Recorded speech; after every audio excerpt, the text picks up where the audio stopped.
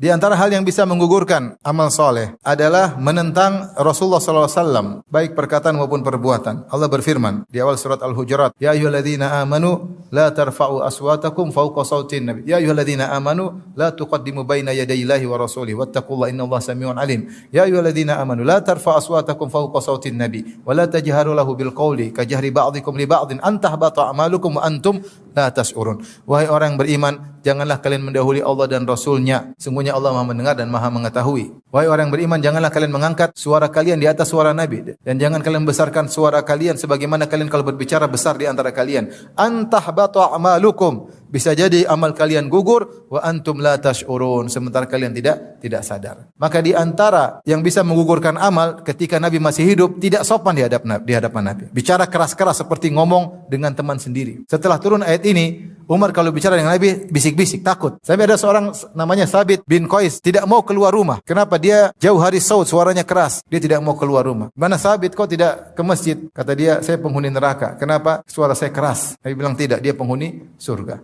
Ya, dia penghuni surga. Artinya sahabat benar-benar takut ketika turun ayat ini. Jangan sampai ngangkat suara di hadapan Nabi SAW. Dan sebelumnya Allah berkata, La tuqaddimu, jangan kalian mendahului Allah dan Rasulnya. Kata para ulama maksudnya, kamu kalau melakukan apa-apa, lihat dulu dalilnya. Jangan kamu sok membuat hukum. Apa kata Allah, apa kata Rasul. Tinggal ikuti. Ada lagi berkata, maksud ayat tersebut, kalau sudah ada hukum Allah, sudah hukum Rasulullah, jangan kau punya ide. Contoh misalnya, kita tahu syariat wanita berjilbab. Kemudian kita punya ide. Kenapa sih wanita? Coba kalau tidak berjilbab kan lebih nyaman. Ini namanya ide, kasih ide sama Allah. Ini enggak boleh. Syariat Allah sempurna atau tidak? Sempurna. Al-yauma akmaltu lakum dinakum. Maka jangan kasih ide tentang syariat Allah, ya. La mu'aqqiba li hukmih, tidak ada yang bisa protes terhadap hukum Allah Subhanahu wa taala. Dia tuh Tuhan, kamu tuh manusia, kekuranganmu banyak. Kamu ngurus istri aja enggak bisa, mengurus hukum-hukum.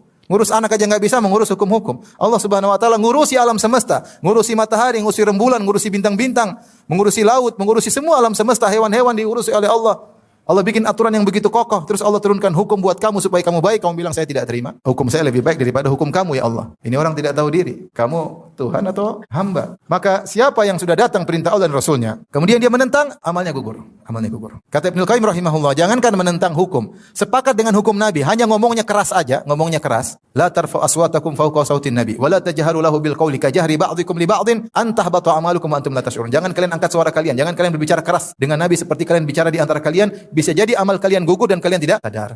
Ini zaman sekarang banyak orang Allah berfirman demikian, bukan enggak benar, enggak cocok seperti orang liberal. Rasulullah bilang enggak pas lagi, enggak relevan zaman sekarang. Kita bikin hukum baru. Aduh, repot. Kamu tuh siapa? Ngurus istrimu aja enggak beres, ya, terus mengurus manusia di alam semesta dengan bikin hukum dari kamu. Oleh karenanya kalau hukum semua dari manusia pasti nanti ada yang protes, ada yang diuntungkan, ada yang tidak diuntungkan.